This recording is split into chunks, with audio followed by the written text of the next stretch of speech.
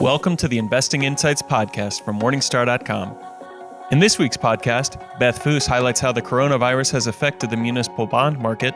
Dan Lefkowitz discusses the sustainability of dividend-paying stocks. Mike Hodel gives an update on telecom stocks. Ben Johnson and Colin Plunkett break down the effects that electronic-only trading will have on the New York Stock Exchange and investors. Christine Benz explains how bucketing during times of turmoil can help investors both old and new. And lastly, Johan Fall predicts that although the coronavirus fallout has hurt the markets, we can anticipate a strong, lasting comeback. So let's get started. Beth Foose highlights how the coronavirus has affected the municipal bond market. Hi, I'm Christine Benz from Morningstar. Stocks have slid in recent weeks, but one hard-hit area that has received less attention is the municipal bond market. Joining me to discuss what's been going on with munis is Beth Foose. She's a senior analyst in Morningstar's Manager Research Group. Beth, thank you so much for being here. Thanks, Christine. So Beth, let's talk about performance, how munis have performed relative to taxable bonds of similar credit qualities. It seems like their performance has been worse in many cases. Well, I think you're right. I mean, munis were extremely strong performers in 2019, and they were still doing relatively well into the early months of 2020. Investors' appetite for muni bonds just soared, and many were willing to take on more credit and interest rate risk, and demand for yield continued throughout that year. And even into late January, investors were still pouring into muni funds, and muni yields were at their lowest levels in roughly 4 decades. And then in the past few weeks, we've seen that dramatic shift where investors started selling with increasing concerns around the impact of the coronavirus on the U.S. economy. And that causes prices to tumble, muni yields to spike, and liquidity in the muni market got very tight. Let's talk about some of the subcategories in the muni market that have been hard hit. High yield munis, I know, have really seen some significant losses. Correct. So that's one of the sectors that led the charge, I guess, in 2019. And so far, bonds, funds in Morningstar's high yield muni category, and those that take on more interest rate risk in our longer categories have also been particularly hit hard in the last several weeks. Managers say they're watching high yield bonds such as those backed by the airlines, by tobacco revenues and healthcare revenues, both bonds issued by hospitals and continuing care retirement communities, as well as some of those high project finance bonds like those that funded convention centers, stadiums, and malls.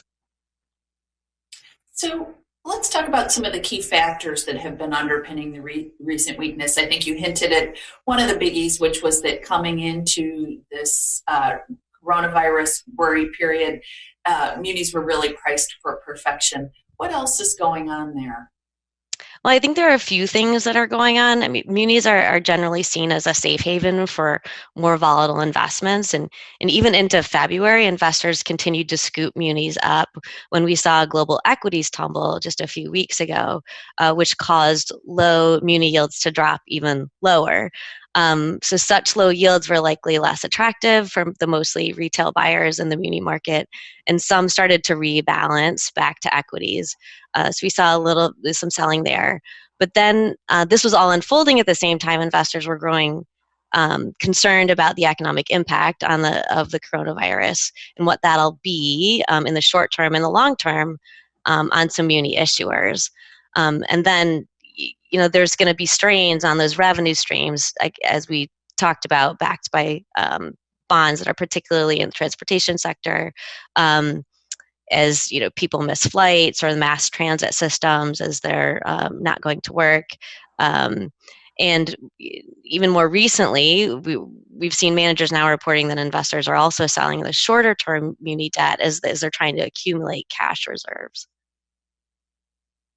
So how should municipal bond investors respond to this period of volatility? Most of them, as you say, Beth, do look to munis to be kind of their safe haven funds. How should they react to what we've seen going on?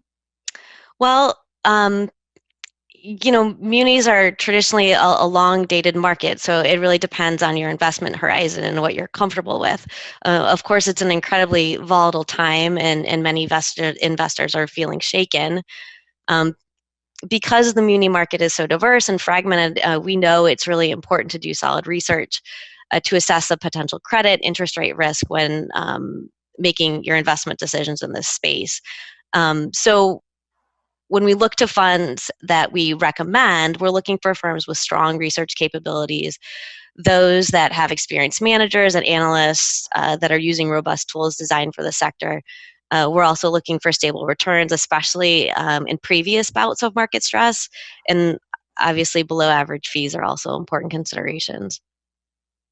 And to the extent that they use some of these high yield or maybe more narrowly focused muni products, maybe they'd want to kind of relegate them to the margins of their portfolios rather than being their centerpiece of their safe assets.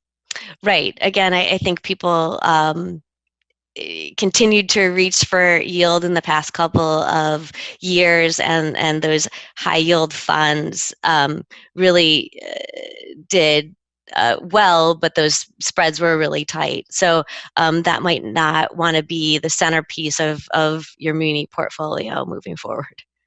So this is not the first time we've seen the muni market seize up a bit in periods of volatility. What's the takeaway from that for you and the team in terms of how investors should think about muni products? How can they protect themselves against future periods of duress like this? Well, of course, this is an incredibly unique time. It's kind of uncharted territory for all of us. But that said, you're right. This isn't the first turbulent market that munis have seen. We saw munis yield spike in 2008, again in late 2010, 11, in mid 2013, and after the U.S. presidential election in 2016. They were for a variety of reasons, and they were, shorter bouts of stress, but after those, muni markets did see solid performance with strong investment returns, particularly in 2014, in 2017, and 2019. So we've been told managers, that have some flexibility to put some money to work here, now have reported that the past few weeks have been an incredible buying opportunity for the bonds that they know and they like well. That has tended to be some of those stronger, higher quality bonds that they've been scooping up, and some of those managers have been scooping them up for several months now, anticipating that the market was pretty rich. So they report that even that said, the higher quality credits are offering good prices. Okay, Beth, thank you so much for being here to share your insights today. Thanks, Christine. Thanks for watching. I'm Christine Benz from Morningstar. 6 days a week, we deliver the latest news for investors. Just say, Alexa, enable the Morningstar skill, or visit morningstar.com/Alexa. Now, Dan Lefkowitz discusses the sustainability of dividend-paying stocks. Welcome to Morningstar. I'm Holly Black. With me is Dan Lefkowitz. He's a strategist in the Morningstar Index team. Hello. Great to be with you, Holly. So I think in all of the recent market turmoil, one thing that investors are really starting to get concerned about is how sustainable the dividends they are being paid by companies are.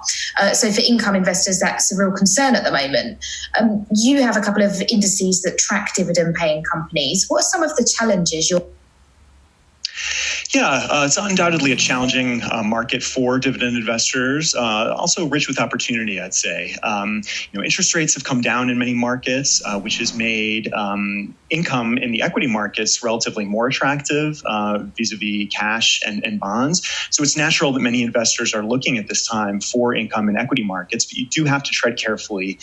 We know that dividend stocks are far from risk-free, and as you mentioned in today's market environment, economic downturn is imminent, and it will hurt many dividend payers. We saw this during the last financial crisis. A lot of dividends were cut during the global financial crisis of 2008. So the overarching message I'd send is that you have to be very selective when you're approaching dividend stocks. Okay, so if I am a dividend investor, what should I specifically be avoiding at the moment? So the first thing you want to avoid is chasing yield at all costs. When prices come down, yields go up. And so we see really attractive looking yields in sectors like energy, basic materials, financial services, consumer cyclicals. And some of these stocks are attractive, but you don't want to sacrifice long-term total return at the expense of short-term incomes. You have to be aware of dividend traps, companies that throw off an attractive yield that's ultimately unsustainable. You don't want to select only on yield or relying too much on historicals. You don't want to look too much at the historical dividend paying history. Track record will only get you so far in this kind of environment. Even before the crisis, we had a big cautionary tale in the form of Vodafone, which had raised its dividend payment every year since 1998 until it ran into trouble, balance sheet deterioration, and ended up cutting by 40% in 2019. So a company can be a dividend champion on paper until it isn't. Okay, and one of the measures that you guys specifically use in your team is something called distance to default. Can you tell us a bit more about how that works? Yeah, distance to default is an interesting measure. As the name implies, it's a measure of financial health. It gauges essentially the likelihood that a firm's liabilities will exceed its assets, and in which case the dividend will certainly be at risk. The company will deteriorate financially, share price declines, all sorts of bad things will happen.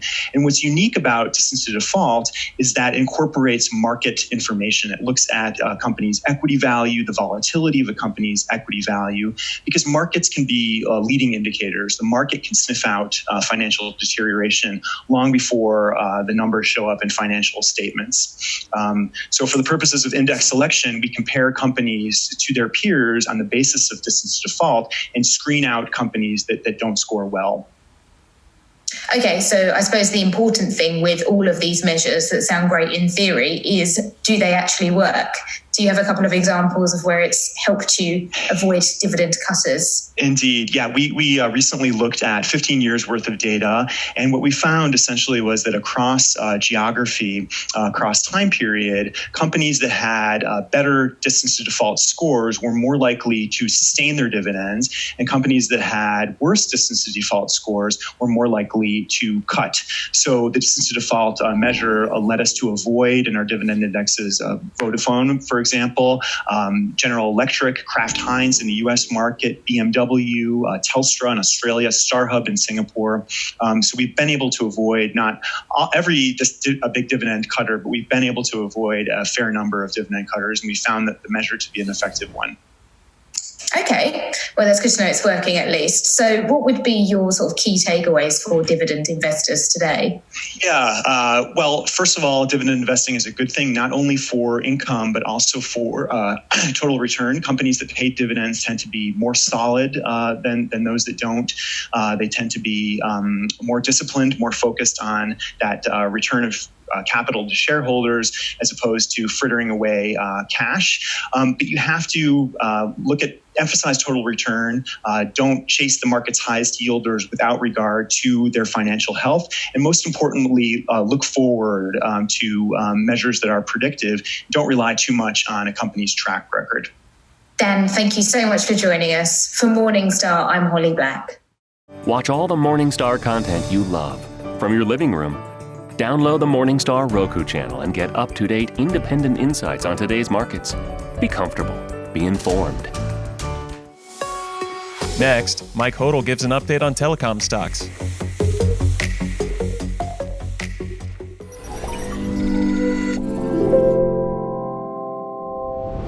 Telecom stocks haven't been immune to the market sell-off surrounding COVID-19, despite the industry's relatively modest exposure. Most U.S. large-cap firms in the sector have dropped meaningfully in recent weeks, allowing investors to purchase shares in businesses that should deliver consistent cash flow over time at good valuations, though not necessarily at once-in-a-lifetime levels. AT&T and Verizon both fall into this category in our view. Depending on the day, given the volatility of the market recently, the shares of these two firms have generally traded at a 10 to 20% discount to our fair value estimates, with AT&T looking a bit cheaper to us at a dividend yield in the 6% range. However, we would highlight wide moat Comcast as our favorite U.S. telecom stock currently, with the shares trading at a roughly 25% discount to our $49 fair value estimate. The COVID-19 pandemic will hurt Comcast theme parks business and its movie studio, but its core cable business, which accounts for around 70% of consolidated EBITDA, and the television operations within its NBC Universal segment should hold up very well. Comcast's theme park business generated nearly $6 billion of revenue in 2019, accounting for about 5% of consolidated sales. We know this segment's clearly going to have a very challenging 2020, but this is still a business that we like for the long term. The segment generates solid profitability while providing a key mechanism to support content franchises at NBC Universal. In addition, Comcast's 30% owned theme park in Beijing is still scheduled to open in 2021, adding another important location to the firm's roster. Comcast's core cable business should perform very well over the course of 2020 in our view. The firm has rapidly taken market share in the internet access business in recent years thanks to the strength of its network relative to the phone companies that it competes against in most places. While COVID-19 precautions could disrupt workflows, slowing down the rate of new customer installations, an increase in telecommuting and television streaming could further highlight Comcast's network advantage in the coming weeks. Generally speaking, we expect the internet access business will hold up well in response to economic pressure as connectivity has become central to a wide swath of daily life. Comcast's balance sheet isn't as rock solid as it was a couple of years ago, thanks to the Sky acquisition, but it's still in great shape. Net debt to EBITDA sits a bit below 3 times, which compares favorably to Comcast's cable peers like Charter and Altice USA, which carry net leverage of around 5 times EBITDA. Comcast generates fantastic cash flow as well, and we expect it will reduce its net debt load by at least 10% during 2020 as it works to get its balance sheet back near pre-Sky leverage metrics. From a valuation perspective, in addition to the discount to our fair value estimate, the stock is trading at an enterprise value, again depending on the day, of about 7.5 or 7.6 times trailing EBITDA, down from more than 9 times in mid-February. This multiple isn't quite as low as Comcast reached during the battle for Fox assets with Disney in 2018, when it traded around 7.2 times EBITDA, nor is it close to the levels seen coming out of the financial crisis. The firm routinely traded at or below 5 times EBITDA for much of 2009 and 2010. Still, we believe investors slant the odds of earning attractive long-term returns in their favor buying a well-positioned firm like Comcast at current prices. Now Ben Johnson and Colin Plunkett break down the effects that electronic-only trading will have on the New York Stock Exchange and investors. This is Dave Sekera on behalf of Morningstar, along with Ben Johnson, Morningstar's Director of ETF Research, and Colin Plunkett, Equity Analyst in Morningstar's Equity Research Group.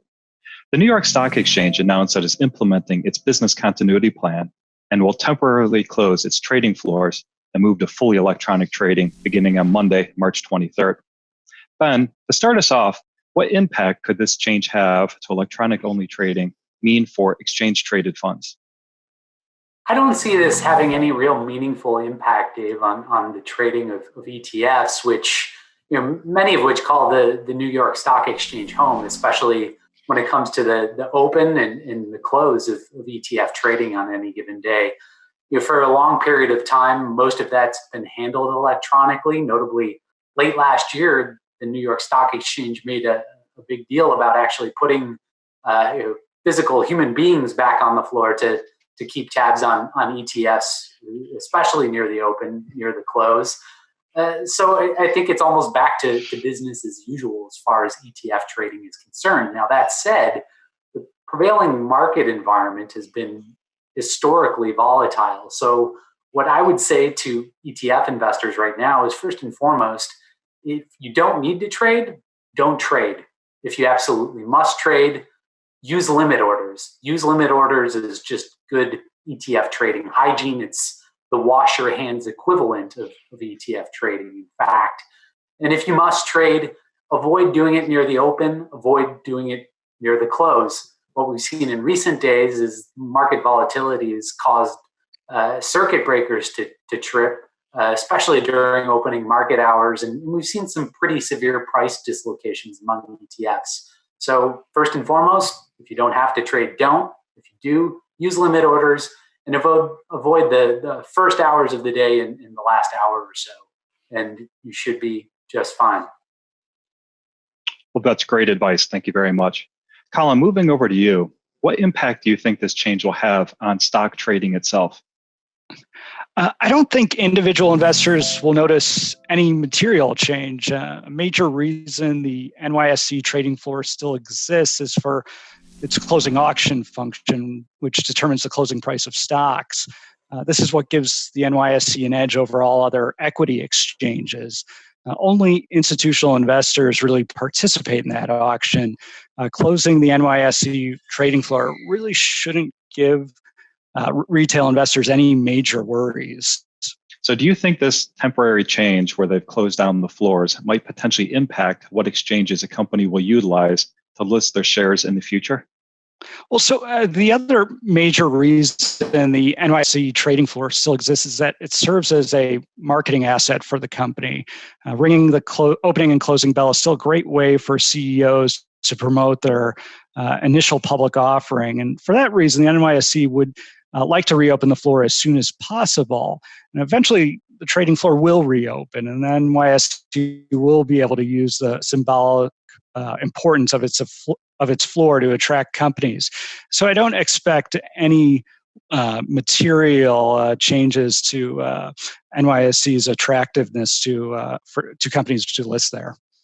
Okay, now switching gears a little bit, do you think this will have an impact on the fair value estimate for either Intercontinental Exchange, who owns the New York Stock Exchange, or its competitors such as NASDAQ and CME Group? Yeah, good question. No, I don't believe closing the floor will have a meaningful impact on fair value estimates. As closing the floor is a short-term issue, and Morningstar's fair value estimates are based on long-term projections of companies' free cash flows. And this is very much just a short-term blip for Intercontinental Exchange. Now, we have seen significant declines across the entire equity market, including the different exchanges. At the current levels, do you see value in the stock of any of the exchanges? Definitely. Well, investors may not appreciate the recent volatility. Volatility is actually good for exchanges. It increases trading volume, which boosts an exchange's revenues. And for the first time in years, Wide Moat CME Group is actually trading below our fair value estimate. We recognize it's a modest discount, but for worried investors looking for a company that will actually benefit from this volatility with an attractive dividend yield, a CME Group very well could be an attractive option. Great. Well, thank you very much. Ben, Colin, thank you both very much for sharing your insights and helping investors put this news into perspective. For more research and insights, please visit Morningstar.com. Thank you.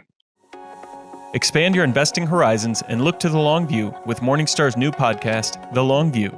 Join hosts Christine Benz and Jeff Patak as they talk to influential leaders in investing, advice, and personal finance. Search for and subscribe to The Long View today. Next, Christine Benz explains how bucketing during times of turmoil can help investors both old and new. Hi, I'm Susan Jabinski from Morningstar.com. Market volatility is persisting. Could the concept of bucketing help investors, even younger ones, better manage through the turmoil? Morningstar's Director of Personal Finance, Christine Benz, thinks so, and she's here to discuss that with us today. Christine, thanks for joining me today. Susan, it's great to be here. So let's step back and discuss what the basic bucket concept is in the first place. Right. So I always chalk this up to Harold Avensky, the financial planner in Florida, who has such a great practice and has talked about this idea of safeguarding retirees' near-term cash flow needs in true cash investments. And then he invests the long-term portfolio in whatever way he thinks makes sense in terms of growing that portfolio. But the value of having some liquidity set aside in cash can help retirees stay the course, make peace with the volatility associated with the longer-term portfolio. In the bucket approach that I've talked about in my bucket portfolios on Morningstar.com, I've actually thought about a 3-bucket portfolio. So I've got a couple of years worth of portfolio withdrawals in true cash investments, just as in Harold Avensky's original idea. And then from there, I've stepped out on down the risk spectrum. I've got a bucket 2 that is composed mainly of high quality short and intermediate term bonds. That houses another, say, 8 years worth of portfolio withdrawals. But the basic thesis is that you've built yourself a runway of 10 years worth of portfolio withdrawals in relatively safe investments. That way, if the equity market falls and stays down for a good long time, you're not having to tap depreciated equity assets to meet your living expenses. That's the basic idea. So in this recent market turbulence, how have these bucket strategies done? Well, in fact, I heard from a reader recently. He thanked me and said that actually this strategy had been working really well for him. Not only have the bonds in his portfolio enjoyed a little bit of a gain, and diversification really has worked across asset classes, but importantly, and one thing I loved to hear was that he said he and his wife just had felt a lot of peace of mind, knowing that they had their near-term cash needs locked down and that they had a fairly sizable allocation to bonds as well. So this is a strategy you've talked about for people who are already retired. So what about people who aren't retired yet? Should they be thinking about a bucketing approach? Well, they may use it to inform how they position shorter term goals. And also, I think for people who are getting close to retirement, I don't think it's too early to think about doing some pre-bucketing work. So you don't want to start reorganizing your asset allocation on day one of retirement or even the year before retirement. You want to start thinking about ramping up your portfolio's exposure to safe securities. You don't want to overdo it, so you don't want to be reactive in the face of the recent market volatility that we've had. But I do think that people who are within 10 years of retirement, certainly within 5 years of retirement, might think about setting up, say, that bucket 2, the bucket that houses high quality short and intermediate term bonds. Maybe think about putting 8 to 10 years worth of what they expect their portfolios will be in safe securities. Again, don't overdo it, but it does make sense to de-risk the portfolio a little bit. The other thing is, in addition to battening down the hatches for near-term cash flow needs, I think you may get some peace of mind by having more balance in your portfolio, having more exposure to safe securities. So what about investors who maybe aren't that close, who aren't within that 10 or so year window of retirement? Should they be thinking about bucketing for a portion of their assets too, and for what reason? Potentially, because many of us move through life and we have these shorter and intermediate term goals that come up, and we don't want to be all equities for those goals. So for young investors, yes, hands off your retirement assets, keep them as equity heavy as you can possibly stand. But chances are you've got some near-term cash flow needs coming up, whether you're paying for a wedding or a home down payment. You'd want to think about segregating the money that you expect to spend in the near term in a similar fashion. I think that the bucket approach can be instructive for investors who are in that position. Same goes for parents of kids getting close to college. If you've had the money in, say, a 529 plan for a good long time, well, you've done really well, probably. So it's time to de-risk that portfolio, to think about taking money off the table in stocks, moving it into safer securities to safeguard what you've managed to save. And then, so we've talked about the younger investor, we've talked about the investor who's maybe 10 or so years away. What about that investor who's sort of right on that brink of retirement? What do you say regarding bucketing for that person? Yeah, I think it's reasonable to start setting up a full-on bucket system. And one of the reasons I say that is the yield differential between cash and bonds today is really, really low. In fact, in some cases, you can pick up a better yield on online savings accounts than you can on a bond mutual fund. So I think it is not such a big opportunity cost to go ahead and start doing that pre-bucketing work on your portfolio, thinking about your anticipated cash flow needs and using that to structure your portfolio's asset allocation. Christine, thank you for your time today, and as always, thank you for helping us make sense of what's going on in the market today. Thank you, Susan. I'm Susan Jabinski from Morningstar. Thanks for tuning in. And lastly, Johan Fall predicts that although the coronavirus fallout has hurt the markets, we can anticipate a strong, lasting comeback. Hi, I'm Lex Hall, content editor with Morningstar Australia. I thought today I'd catch up with the Director of Equity Research, Johannes Fall, to talk about the plunge in markets, what it means, what the outlook holds, and also to look at some stocks that are in buying territory. Johannes, thanks for your time today. Thanks for having me, Lex. Now, someone yesterday, I think, said this is the correction we had to have. Markets have plunged to levels not seen since 1987. Is this the correction we had to have, do you think? Do you agree? Oh, as in the decline. We haven't seen sharp declines like that since 1987. I think the market's still a bit higher, thankfully. But look, that point on the correction, if we look back a couple of months, at Morningstar, we were saying the market's overvalued on average. So if you took our average coverage in Australia and weighted that by the market cap, we were saying, hey, the market's 20% overvalued. Yeah. There's a lot of downside risk here. The one takeaway though is that in our view, the sell is overdone, and we see a lot of opportunities emerging for investors in the Australian market to take an opportunity here and buy some shares. Yeah. Well, as we said today, I think stock list here are about 50 stocks or so that are 5-star currently. So there are buying opportunities out there. We'll talk about that in a sec. What do you think the short-term outlook is for Australia and the long-term? What's the short-term? Yeah, look, I mean, Morningstar's healthcare strategist out of the US, Karen Anderson, came out with a very interesting piece. And what she's done a very deep dive analysis on how have previous pandemics played out. Yep. And based on those figures, plus the outlook that we'll have a treatment most likely by the end of this year, maybe even autumn, the Northern Hemisphere autumn coming up. So, this will be a short-term issue, the health issue. Also, there's other repercussions, secondary knock-on effects, and people are perhaps rightly so worried about, the financial system.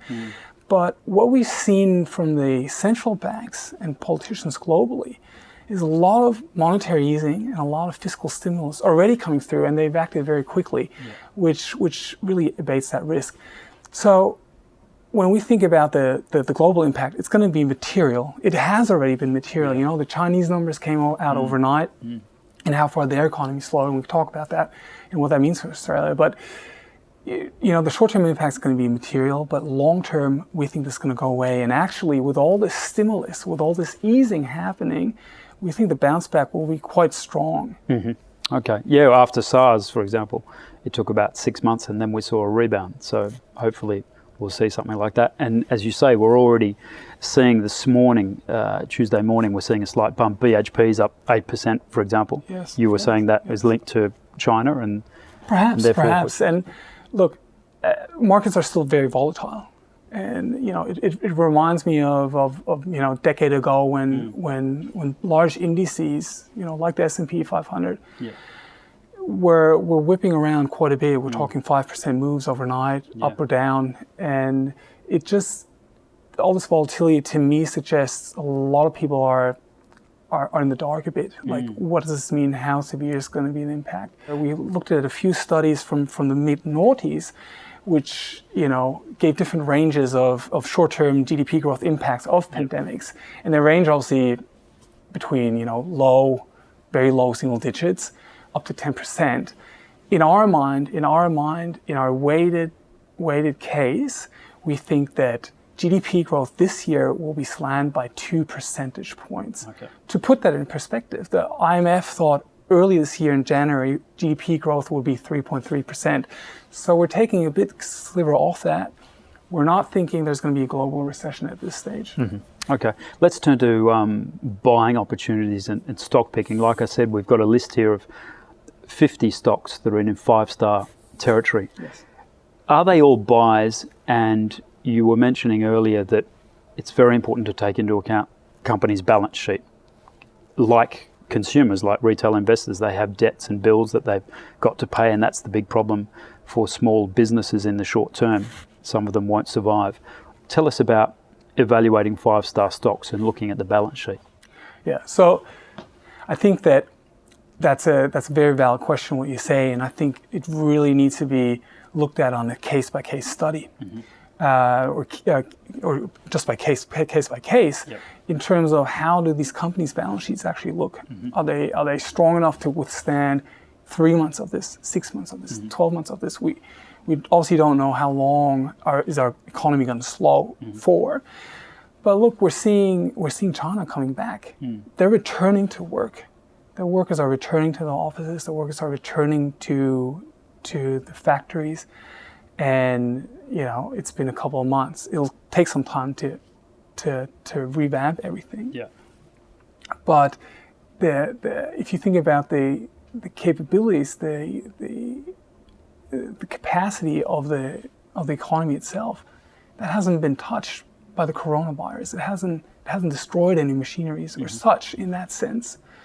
So people have just stopped. Activities just stopped. Exactly. We just ground to a halt, and it's been an abrupt one too. Again, some sectors, some industries are hit harder than others, and we can talk about supermarkets versus airlines, for instance, right? But we think that it'll be short term. That demand will bounce back. And again, circling back to our house view is, yes, a severe near-term impact on GDP, but longer term, we think it's going to be a strong bounce with above-trend GDP growth, over 3 years as it would bounce. And then long term, in terms of total global output, we think we're only going to be a bit sliver lower in 2024 than we would have been without Corona, only by 0.3%. All right. So, Johannes, overall, you see a vaccine. Our research suggests a vaccine within a year and a half, perhaps, and world GDP to recover. Yes, absolutely. So our research suggests there could be a treatment out earlier. So by the end of 2020, there could be a vaccine by mid to late 2021. That's our view.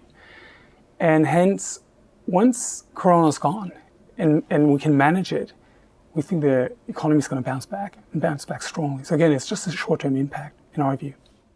All right. Well, you're in the middle of preparing a report which should be out later this week, and we look forward to reading that. So thanks for your insights. Absolutely. Thank you, Lex. I'm Lex Hall for Morningstar. Thanks for watching. That does it for this week's Investing Insights podcast from Morningstar.com. We hope you've enjoyed our program, and we welcome your feedback. Please send your comments and questions to podcast@morningstar.com. From everyone here at Morningstar, thanks for listening.